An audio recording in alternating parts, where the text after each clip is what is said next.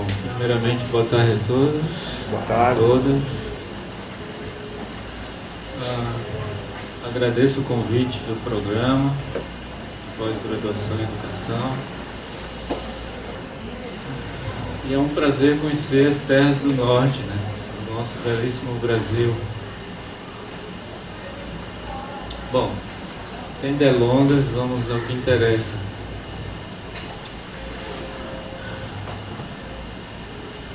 Falar do hinduísmo, principalmente de alguém que está em alteridade, o hinduísmo o outro, falar do Oriente em especial, nos alerta Edward Said, grande crítico literário que nos deixou em 2013, mas nos legou que, ao olharmos para o Oriente, para uma cultura oriental, temos que observar primeiro algo bem problemático, que é a questão do exótico. Geralmente, quando você observa uma cultura diferente da sua, o primeiro aspecto a ser observado em primeira mão é o exótico, a casca, o que está visível, a flor da pele, o vis-à-vis. Então tentaremos hoje fugir um pouco desse exótico. Será inevitável, obviamente, porque é um tema por si exótico, mas eu tentarei evitar um pouco esse exotismo e deixarei o exotismo para as perguntas, que também são inevitáveis, não é? Porque é um tema que abrange muitos exotismos. Bom,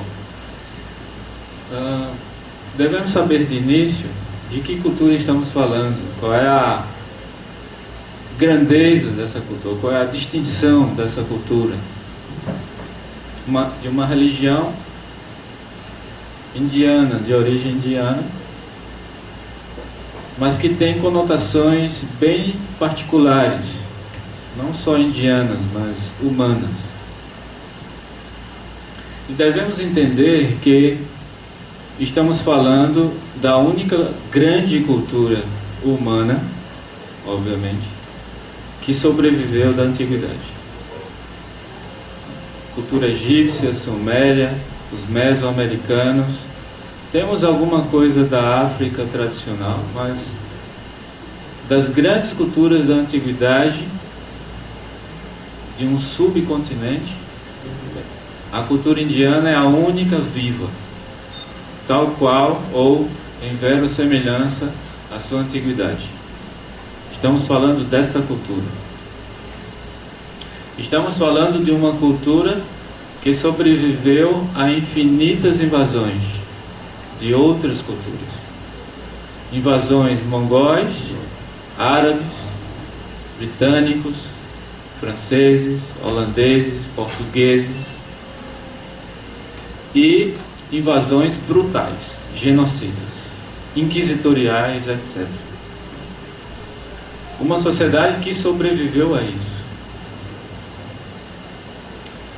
Então a Índia tem essa particularidade de uma sociedade não só diferenciada, como distinta, etimologicamente falando. Também estamos falando de uma cultura que enfrentou o maior império da modernidade, o Império Britânico, sem armas. Então estamos falando dessa cultura. Eu fico imaginando o Brasil com invasões mongóis, árabes, britânicos. O que seria do Brasil hoje? Como estaríamos? Muito bem. Ainda falando desta cultura, para introduzirmos o tema hinduísmo, estamos falando de uma cultura que difundiu o teatro pelo mundo, de uma cultura que difundiu as fábulas, de uma cultura que iniciou o estudo da gramática na espécie humana, de uma cultura que produziu o maior épico já escrito, o Mahabharata, com 110 mil versos, equivale a 16 Bíblias em quantidade, o maior épico humano. Estamos falando de uma cultura que já falava da existência de 5 elementos básicos da natureza, isso em 7000 a.C. Os gregos estavam batendo pedra para acender fogo e a cultura indiana já tinha filosofia sistemática. Estamos falando de uma cultura que produzia ferro sem ferrugem. E temos a prova na capital hoje de Bharatavarsha, que é o nome oficial da Índia. Índia é uma construção ocidental, é utilizada hoje apenas para comércio internacional, mas a palavra Índia não é o nome oficial do país. Temos na capital de Delhi exemplos de ferro de antigos templos que não enferrujam. Como os indianos conseguiram fazer um ferro que nós hoje não conseguimos fazer? Não enferruja, e está a céu aberto. E ninguém sabe que tipo de metalurgia esses indianos usaram. O ferro, e é puro ferro, não tem outra liga. Estamos falando de uma cultura que possuía a noção de átomo, porque a ideia de átomo não vem dos gregos. Átomo, não divisível, vem de átma, a partícula infinitesimal da matéria. Átomo vem de átma, sânscrito. Estamos falando de uma cultura que 4.000 anos antes de Albert Einstein falava da relatividade do tempo e do espaço. Estamos falando de uma cultura que conhecia o desenvolvimento do feto no ventre da mãe, algo descoberto no século XVI no Ocidente. A circulação sanguínea também no Ocidente, descoberta no século XVII, que relatava a existência de animais gigantescos. Nenhuma outra cultura do mundo tem a quantidade de animais descritos nas literaturas indianas, animais tão exuberantes como Timigila, por exemplo, que era comedor de baleias. Bem, estamos falando de uma cultura que já possuía a noção de galáxias, algo descoberto no início do século XX no Ocidente. Isso estamos falando da Índia de 7000 a.C., né? Galáxias. Uma cultura que já conhecia o heliocentrismo e o movimento da Terra. Uma cultura que tinha um astrolábio, o relógio d'água, transplante de cérebros, algo que nem cogitamos ainda na nossa medicina ocidental.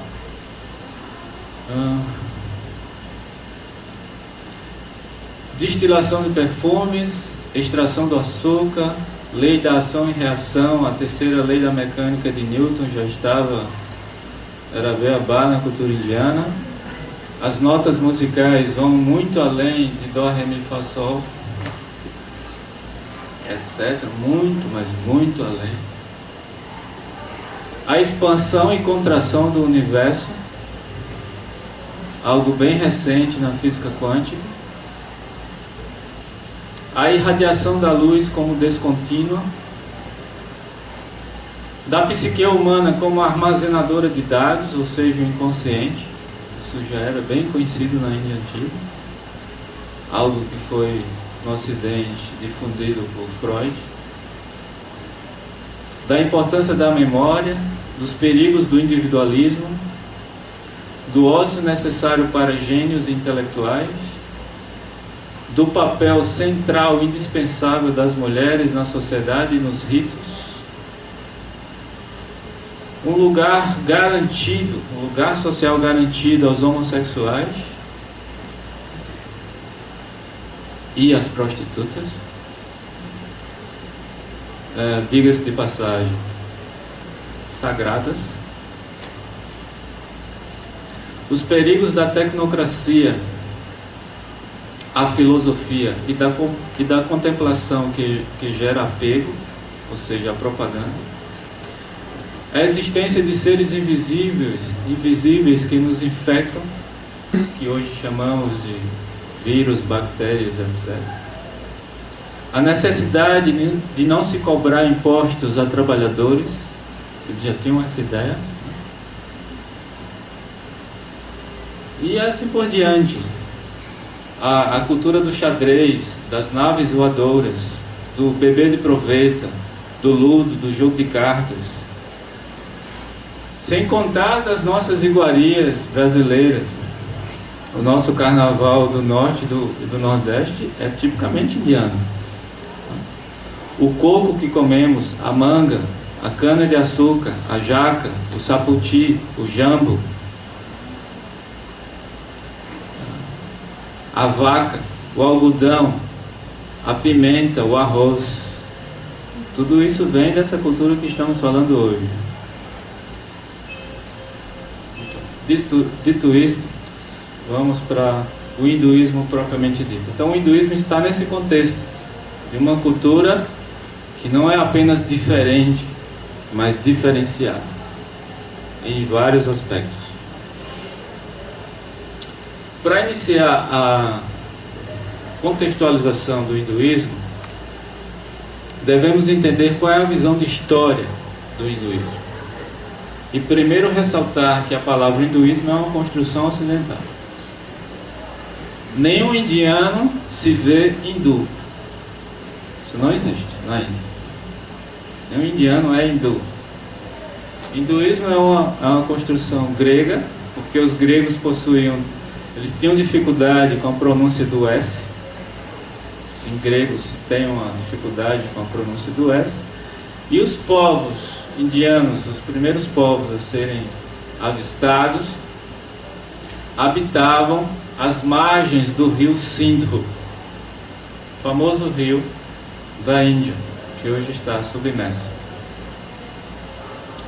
subterrâneo. E por terem dificuldade com o S, virou a cultura não do Sindhu, mas do Hindu. E assim foi propagado pelos árabes, a partir dos gregos, propagado pelos árabes, a cultura dos índios, que moram às margens do Sindhu, que é norte da Índia. Então, o conceito, o termo hindu ou hinduísmo é uma construção ocidental. Isso é importante entender. Mas a visão de história do hinduísmo, que reflete tudo mais presente no hinduísmo, diz que toda a imanência é eterna. Criação fenomênica, ou a manifestação fenomênica, o mundo, o universo, o cosmos, é eterno. Mas ora ele está manifesto, ora ele está imanifesto. Ou seja, ele se expande e se contrai. Assim como um coração, um pulmão e vários elementos do mundo.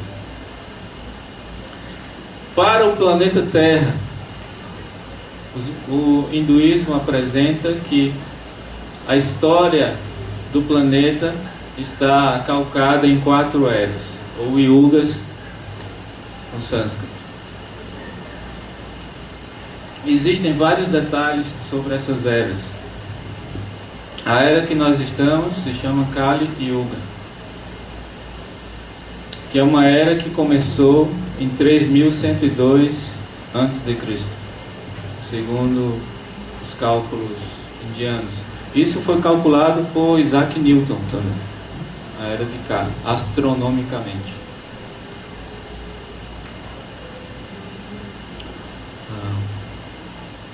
Portanto, estamos há 5.116 anos dentro da era de Kali, 190 dias e 12 horas. Nessa hora exata. E as eras antecessoras de Kali Yuga são 3 vezes mais. Então você multiplica 422 mil anos que dura Kali Yuga, restando 426 mil anos, 1884 mil anos para findar Kali Yuga, e aí o ciclo começa novamente. Se Kali Yuga tem 420 mil anos, a antecessor 3 vezes mais, a segunda 3 vezes mais que a antecessora, e assim sucessivamente. São cálculos gigantescos, né? E esses cálculos são cíclicos, essas eras são cíclicas. Portanto, a existência humana é uma existência temporária, é uma existência efêmera quase. E essa existência humana também é cíclica. Não existe uma existência que começa em um tempo X, tem um desenvolvimento e um provável fim. Isso não existe na concepção hinduísta. Uma história linear. Isso não existe. A nossa história é cíclica. Assim como tudo na natureza. Porque no hinduísmo não existe nada que a natureza não nos ensine. Absolutamente nada. Tudo está na natureza. Basta você contemplá-la. Então, se as estações são cíclicas, até o ciclo menstrual da mulher cíclico, a lua, o sol, plantar e colher, o nascer e o morrer, tudo é, como dizia o Laplace, nada se cria, nada se destrói, tudo se transforma. Então, o pensamento hinduísta é bem laplaciano, tudo se transforma ciclicamente. Isso é importante para entender o hinduísmo como um todo. Uma história cíclica. Agora, para o hinduísmo, quem nós somos dentro desse contexto histórico? Cíclico, eterno, mutante. Quem nós somos como espécie humana? Primeiro, nós não somos humanos. É o primeiro grande tapa na cara da espécie humana. O hinduísmo diz: você não é humano, você está humano. Porque você adquire milhares de outras formas. Você pode, porque nós somos mutáveis. Mas em essência, isso é o aparente. Ser um humano, um urubu, uma ameba, um deus, tudo isso é aparente para o hinduísmo.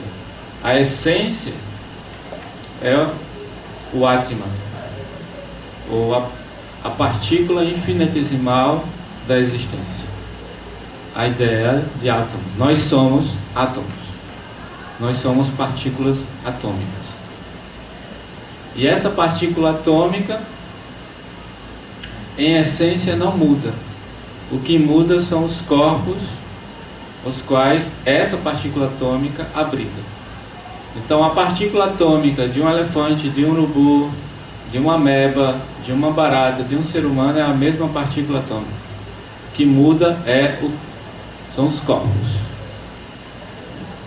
Então não existe em síntese, em si, como dizia Immanuel Kant, a coisa em si, não existe o ser humano. Sabendo que não somos humanos, já fomos várias coisas e poderemos vir a ser outras. Qual seria o objetivo da vida, então? Então estamos entrando nas prerrogativas intelectivas do hinduísmo. Quais são os objetivos da vida, já que eu não sou humano? Qual é o objetivo da vida humana agora, estando humano? Qual é o meu objetivo? Estando humano, eu tenho um objetivo, e sendo Atma, átomo, em essência, eu tenho um objetivo de não mais obter novos corpos. Porque na concepção hinduísta, obter novos corpos é como um preso querer conforto na prisão. Imagina um preso seja a prisão mais luxuosa, mais, né, tranquila, uma prisão, sei lá, na Noruega, que é bem, né, os policiais não batem ninguém, aquela coisa bem tranquila. Mas imagine você achar confortável estar numa prisão. Para um hinduísta isso é uma ilusão. Não, você tem que sair desse estado de prisão de corpos. Você tem que sair dessa situação de adquirir novos corpos. Porque hoje você pode ser um rei, amanhã um mendicante ou até um vírus ebola. Você pode ser qualquer coisa. Então a missão da vida humana é cumprir a vida plenamente para sair dessa situação, para sair dessa roda que gira ciclicamente, obviamente, que se chama samsara em sânscrito. Sair desse samsara de nascimentos e mortes. Esse é o objetivo não só humano, mas de qualquer entidade viva. E não só os humanos conseguem sair da roda de samsara.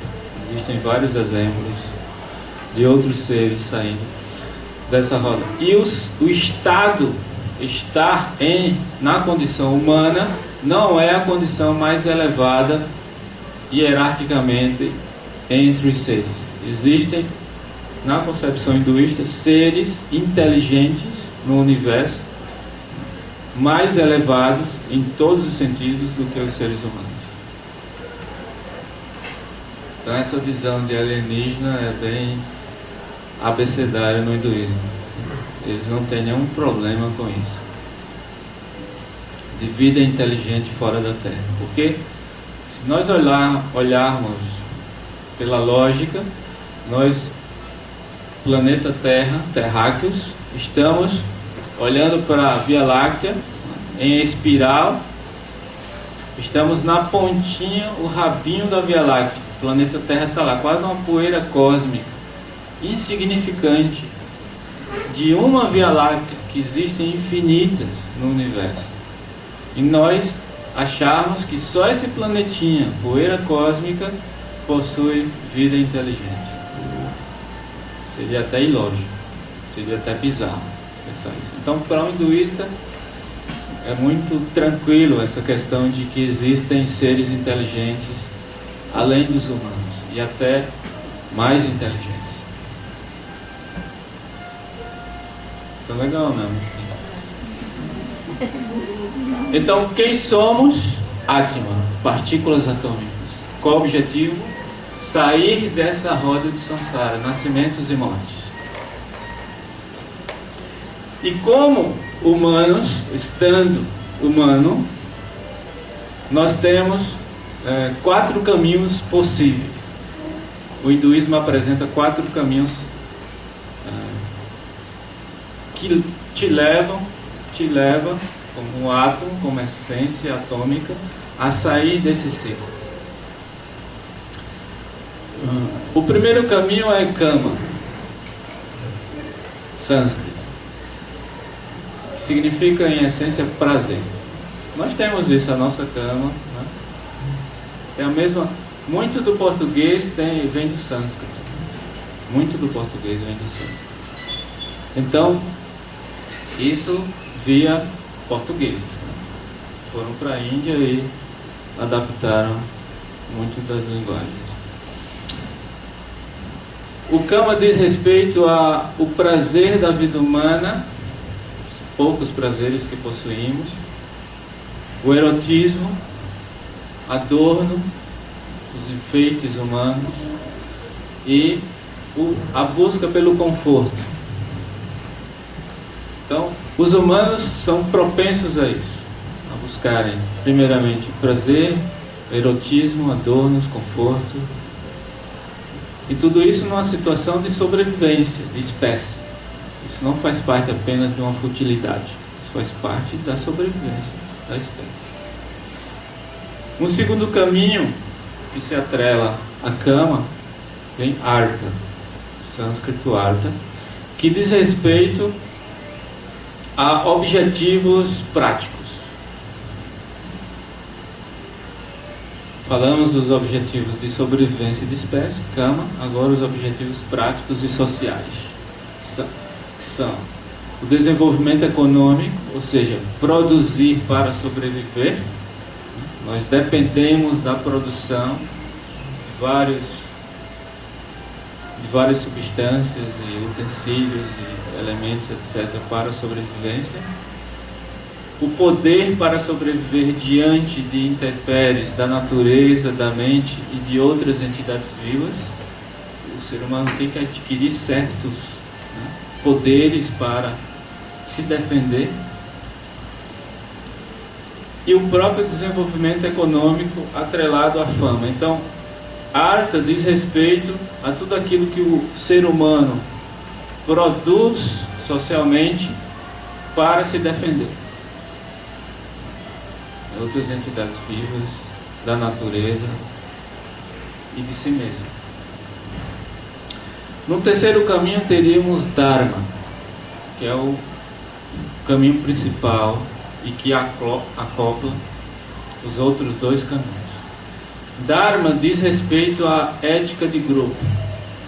Dharma diz respeito a um dever ritual. Aquilo que toda entidade viva e também não viva deve cumprir no universo. Porque em sânscrito Dharma vem de Dri, que significa em sânscrito equilíbrio.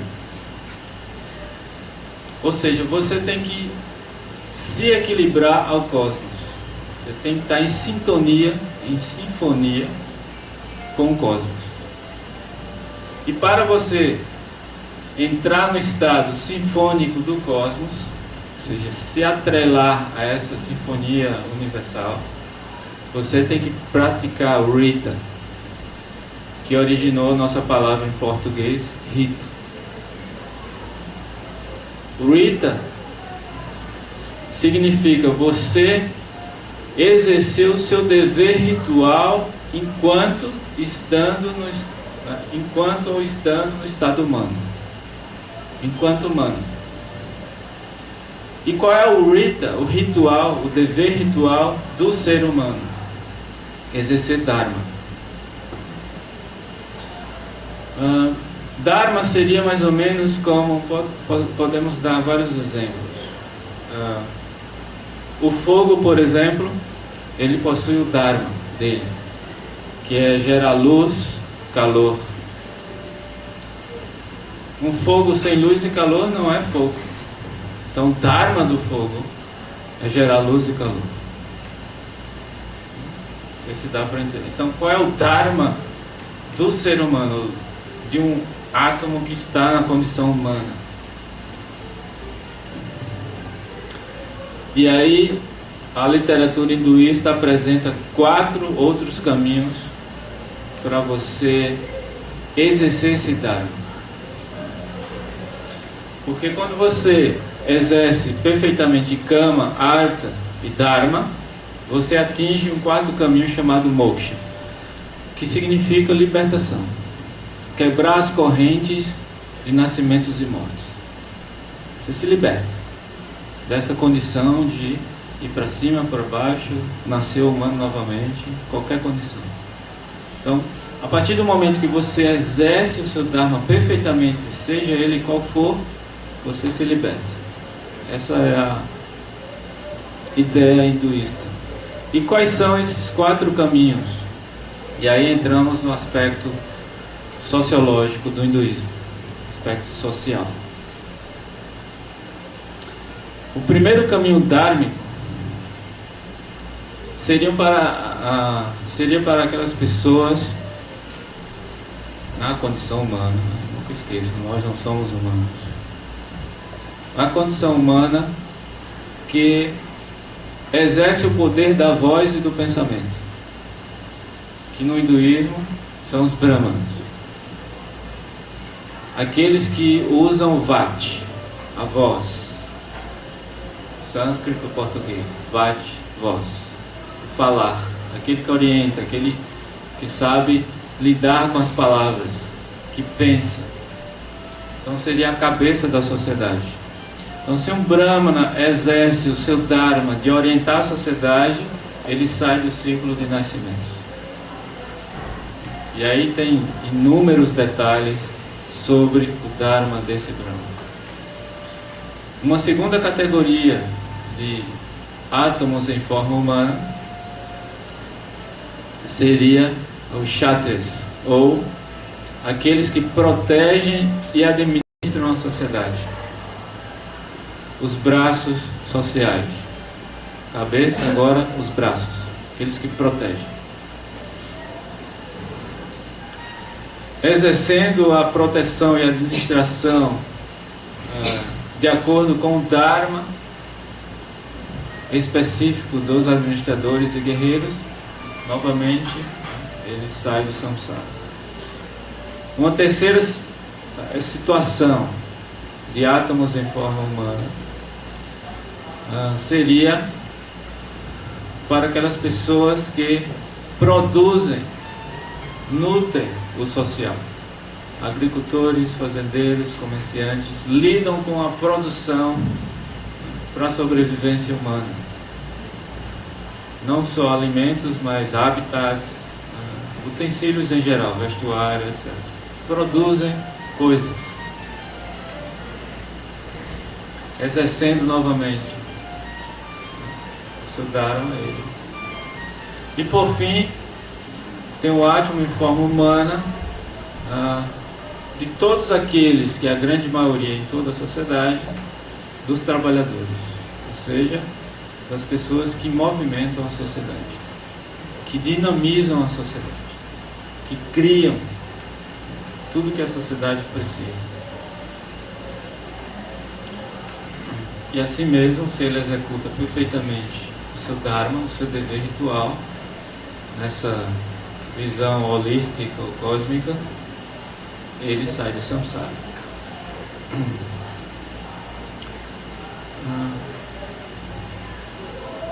E o hinduísmo dirá: essas formas humanas, elas variam de acordo com a vida que você pertence no momento, ou está exercendo no momento. E a literatura hinduísta dá o exemplo das cores. Assim como temos 3 cores primárias, vermelho, azul e amarelo, são 3 cores básicas do universo, até onde nós, míseros humanos, conhecemos. E todas as demais cores, sabemos, são misturas dessas 3 cores primárias.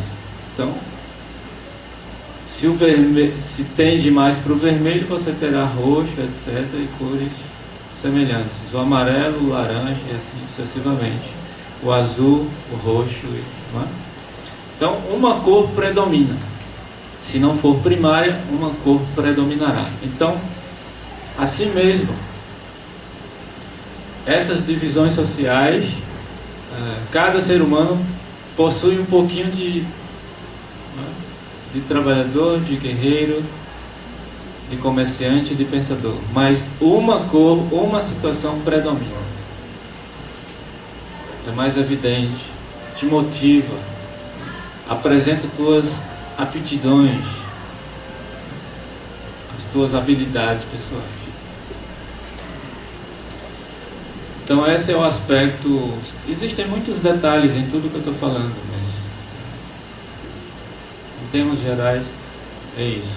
Então a proposta do hinduísmo é: nós vivemos em um mundo cíclico, eterno, que se manifesta, se contrai, se expande, mais ou menos o que a física quântica fala das partículas subatômicas. Isso está no livro do Fritjof Capra, O Tal da Física. Assim como o universo dança com as partículas atômicas, da mesma forma o hinduísmo apresenta o universo dançando com Shiva, Deus Shiva. Quando Deus Shiva dança, isso é um código de linguagem. O Deus Shiva dançando, hoje falamos as partículas subatômicas se movimentando. Só mudam os códigos, mas nós estamos falando a mesma coisa. Então estamos nessa situação de um cosmos dançante, de estrelas que estão explodindo e criando planetas, etc. e que nosso corpo humano e os demais corpos são poeiras estrelares, isso o hinduísmo já sabia. Não precisava da física quântica ou da astronomia moderna falar. Nossos corpos são estrelares. Já dizia o Raulzito, né? Todo homem e toda mulher é uma estrela.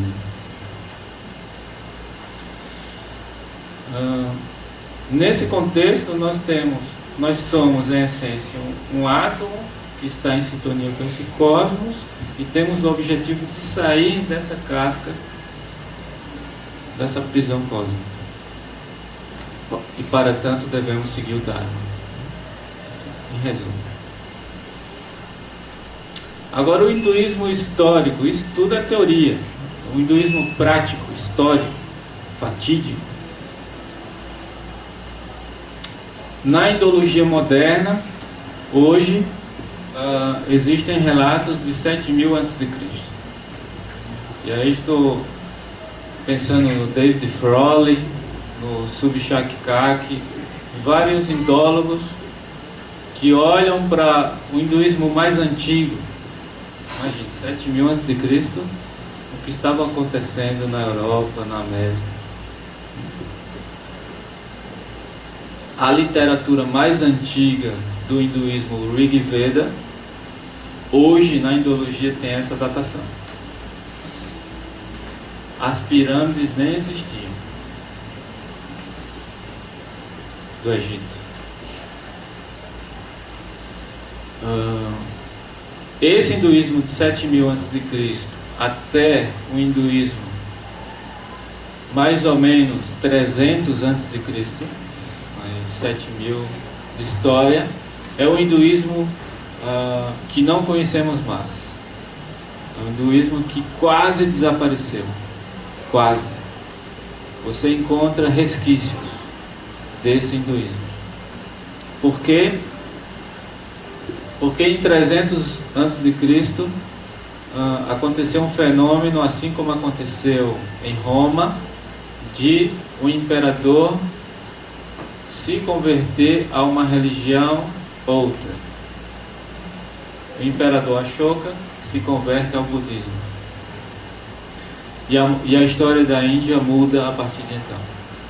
Porque o budismo irá reinar não apenas religiosamente, mas politicamente a Índia mais de 1000 anos. Nós nem sabemos o que é isso. O Brasil. O Brasil invadido. O nosso Brasil. Uma religião dominante durante 1000 anos. Então esse hinduísmo pré-budista, porque o budismo é uma vertente do hinduísmo, é um hinduísmo heterodoxo, é um hinduísmo reformado, podemos dizer assim. Esse hinduísmo pré-budista é um hinduísmo que, por exemplo, não possui templos públicos. Não existem templos. Existem templos privados, templos domésticos ou templos reais. Os reis possuíam seus templos particulares e as famílias possuíam seus templos domésticos. Mas templos públicos, o hinduísmo pré-budista não tem. Não existe essa ideia. Os rituais eram executados, como ainda são executados em boa parte da Índia, em qualquer local que se sacralize. Não precisa existir um templo ou um local, uma arquitetura sagrada específica para que o ritual seja executado. Você sacraliza o ritual e depois dos ritos, que geralmente duravam semanas, aquele local volta a ser um local comum. Bem curioso isso.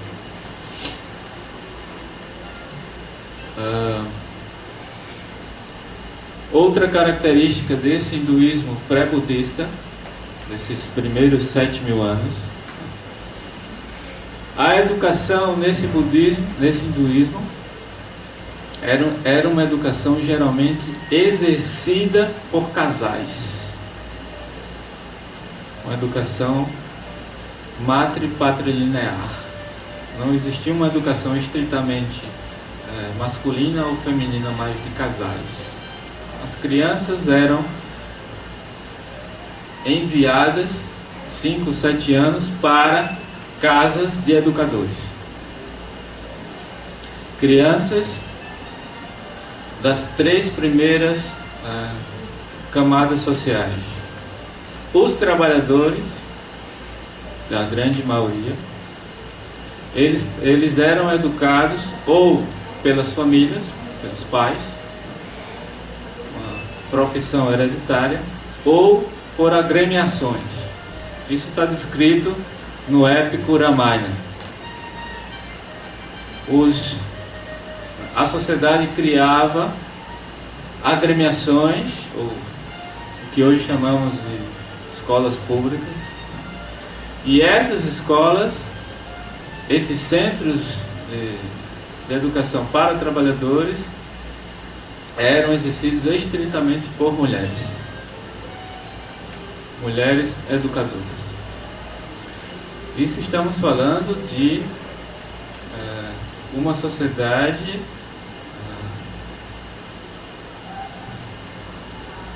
nem as pirâmides existiam ainda. Vejam a grandeza dessa cultura.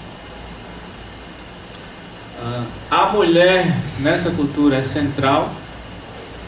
Não existe nenhum rito hinduísta no período pré-budista sem a presença da mulher. Nenhum ritual pode ser executado sem a presença da mulher. E não com uma presença secundária ou marginal, mas uma presença central. Nenhum ritual, seja um ritual doméstico, seja um ritual solene, público, seja um ritual da realeza, nenhum ritual seria executado sem a presença da mulher. E essa mulher é, na visão hinduísta, uma deusa. Hoje a mulher é minha pocotó, né? Daí para baixo. Mas na visão hinduísta, a mulher é uma deusa.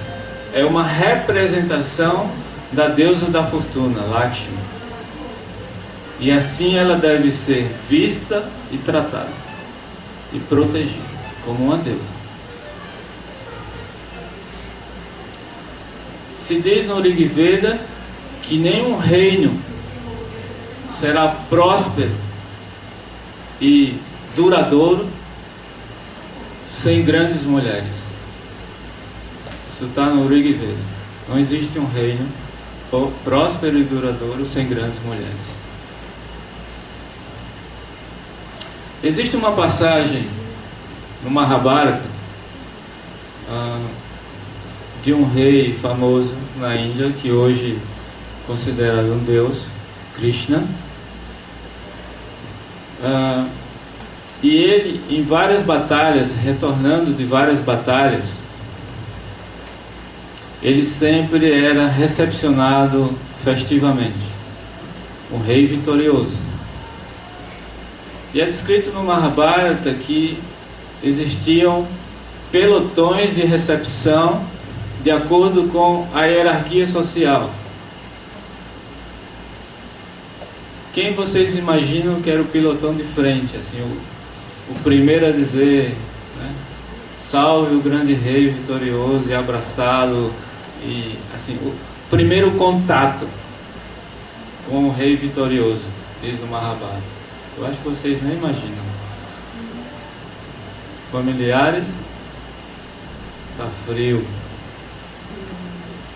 Os generais outros, esfriou mais ainda. Amigos, gelou. O que vocês imaginam? As prostitutas da sociedade.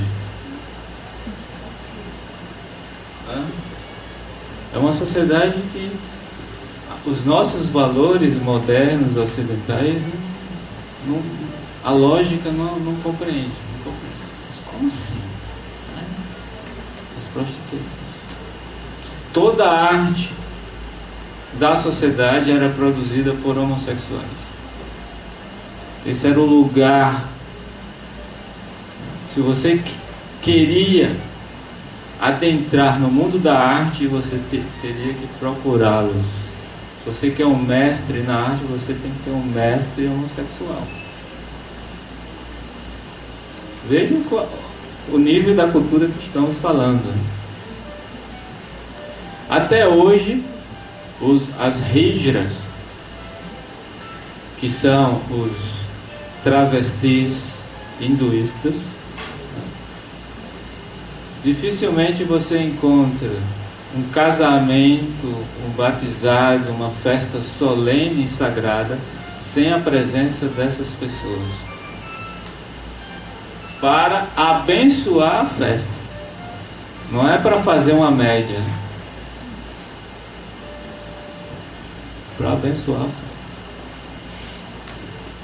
Então a mulher, nesse contexto, obviamente não pode ser menos, como nas culturas judaico-cristãs, que a mulher é uma costela ou uma máquina de reprodução, e ponto. O resto é detalhe. Na cultura hinduísta, a mulher é uma deusa, deve ser vista e tratada como tal.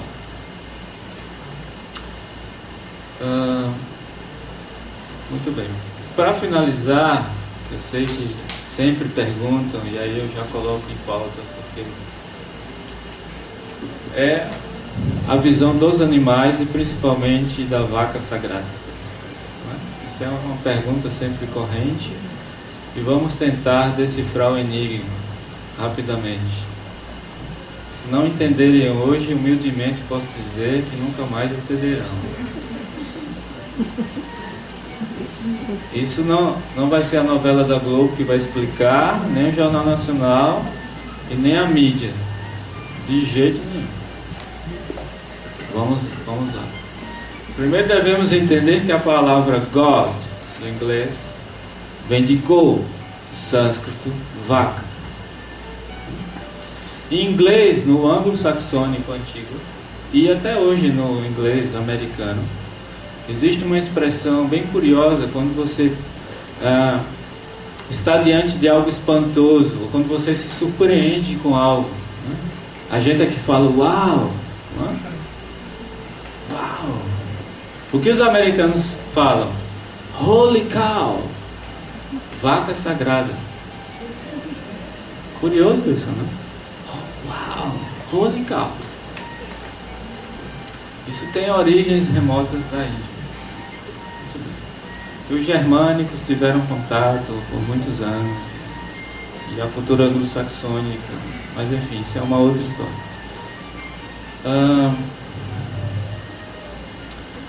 Por que a vaca é sagrada na Índia? Primeiro que toda entidade viva é sagrada. Não só a fauna e flora, mas minerais e todo o cosmos é sagrado. Todo o cosmos é um templo divino. O corpo humano é um templo divino. Tudo é sagrado. Não existe nada que não seja sagrado. Mas por que a vaca tem uma sacralidade específica?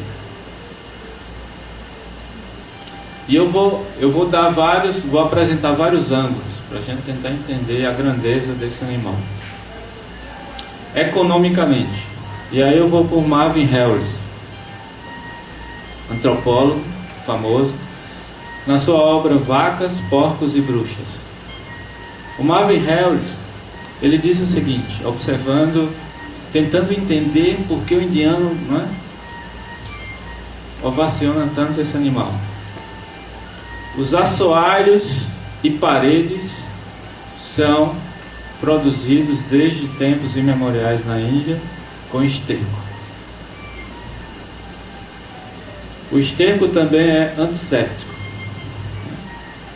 Pouca gente sabe que no dentista tem ingredientes de esterco, né? Hoje, na nossa sociedade. Isso não é divulgado porque ninguém iria fazer o tratamento, mas existem. Um repelente natural e sem intoxicação, né? Não é esse sentinela da vida. Repelente natural.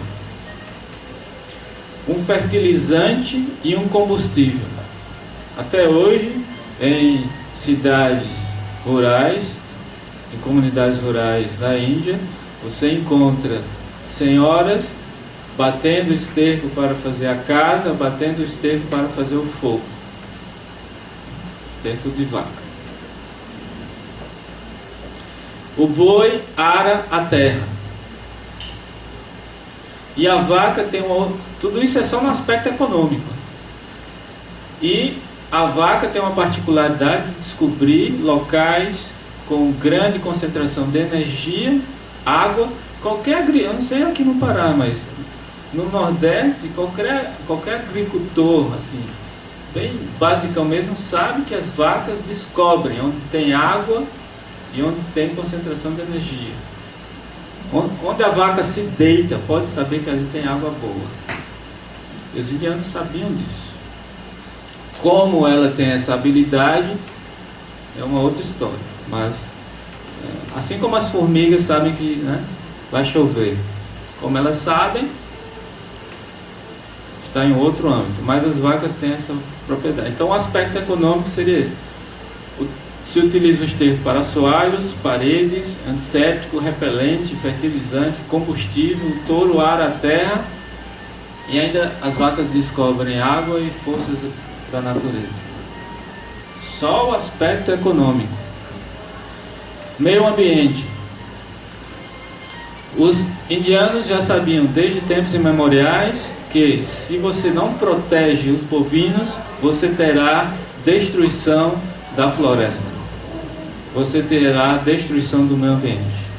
E hoje, a maior causa da destruição da camada de ozônio, da produção de metano, da devastação da natureza é agropecuária.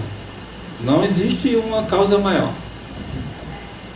Agropecuária, porque você, para ter o pasto, para você alocar o boi, você tem que devastar. E para você alimentar esse boi com soja, etc., você também tem que devastar. Ou seja, se você não proteger o bovino como animal, como ser vivo, você destruirá o meio ambiente.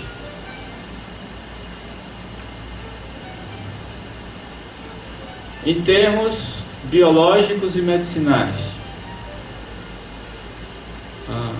se sabe na medicina antiga da Índia, Ayurveda, que o ghee, a manteiga clarificada, a manteiga pura, a manteiga tratada sem impurezas, não é uma manteiga comum, mas uma manteiga tratada, fervida por muito tempo e retirada a impureza e tal, refina a memória do ser humano. Essa manteiga trabalha diretamente com partes cerebrais que qualquer outra substância não atinge, não consegue. A medicina ayurvédica falava isso. Refina, portanto, sistemas nervais do cérebro. E essa manteiga também era utilizada como combustível doméstico e como combustível sacrificial. Porque todo ritual védico ou hinduísta antigo é um ritual de fogo. O fogo é central. O fogo é a representação da língua dos deuses, aquela que tudo devora, segundo o hinduísmo. Então, sem o fogo não existe rito. E para se manter o fogo, é o ghee, a manteiga clarificada, substância bovina. Socialmente falando, estamos apresentando vários âmbitos.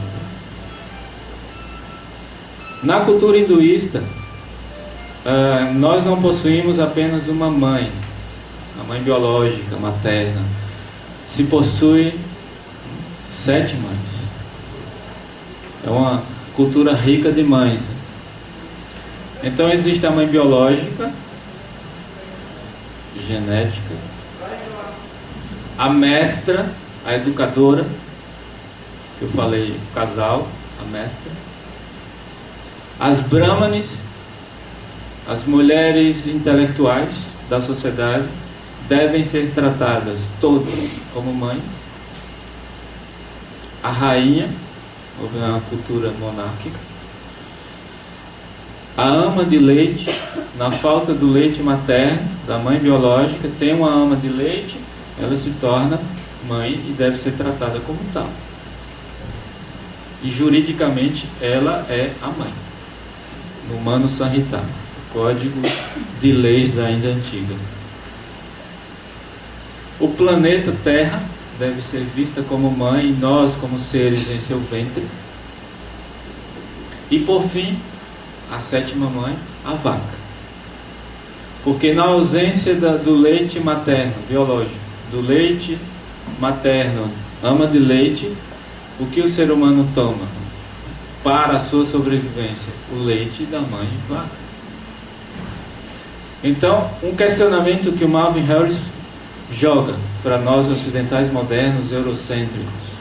Se nós temos motéis para cachorro, né, cabeleireiros, gastamos muita grana, até mais, né, do que com bebês, gastamos com cachorro, por ser o nosso melhor amigo, temos toda uma estrutura montada para manter este animal, que é o nosso melhor amigo, perto de nós.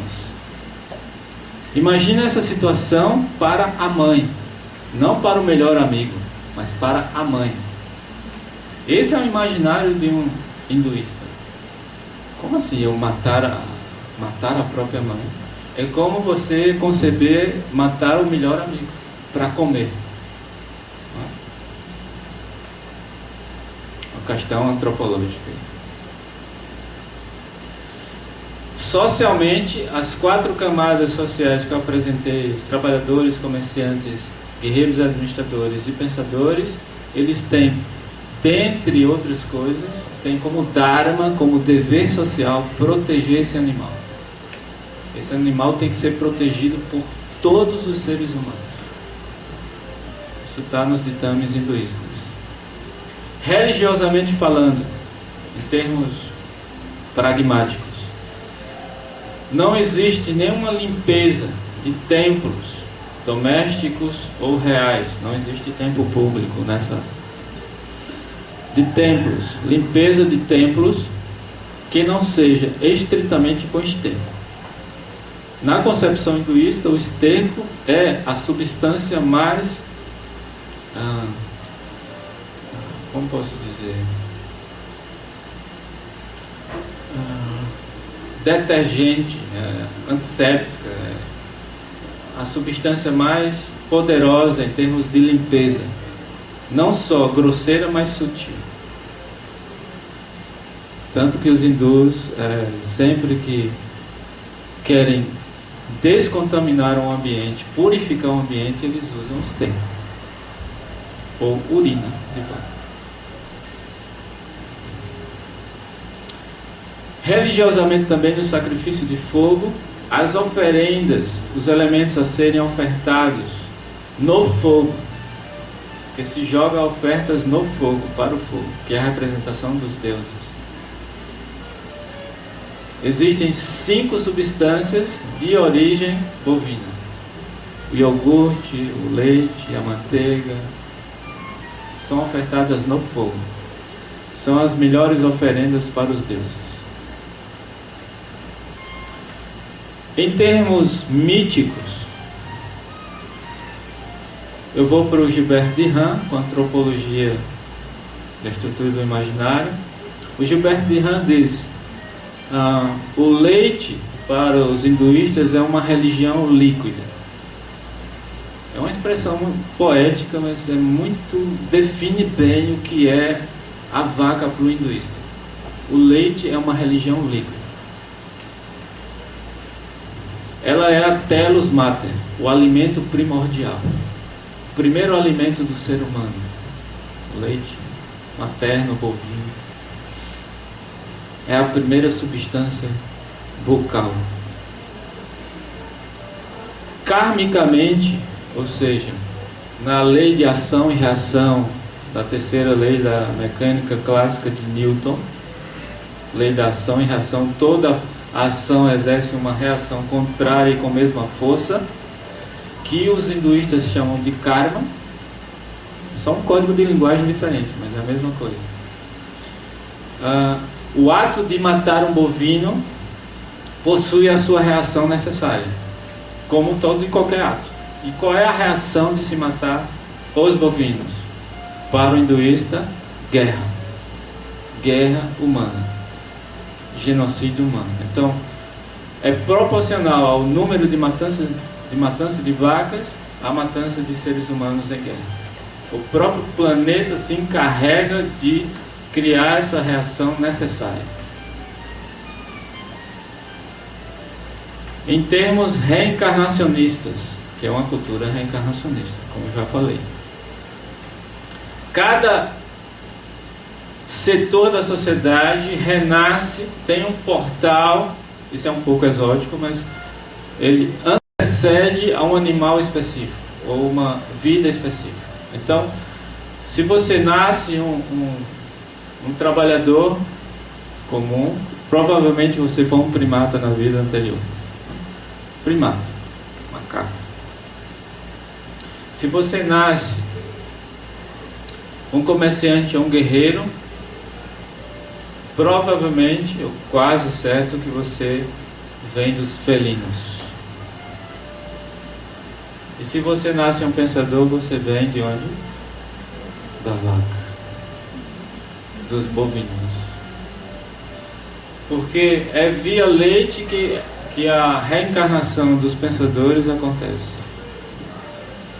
Porque é a partícula atômica que desencarna do animal bovino, por várias circunstâncias, retorna para a grama, para o pasto e se transforma em leite a ser ingerido pelo animal, e esse leite ingerido pelo homem masculino é transmitido para o sêmen introduzido no útero da mulher, e assim acontece, em poucas palavras, tem muitos detalhes, mas eu estou falando em poucas palavras, a reencarnação de um Brahma, de um pensador, via leite.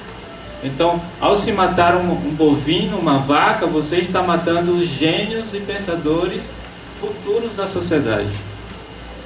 Você está impedindo de grandes seres humanos nascerem. Além de tudo isso, quero ver se vocês vão perguntar ainda por que a vaca é sagrada, não é?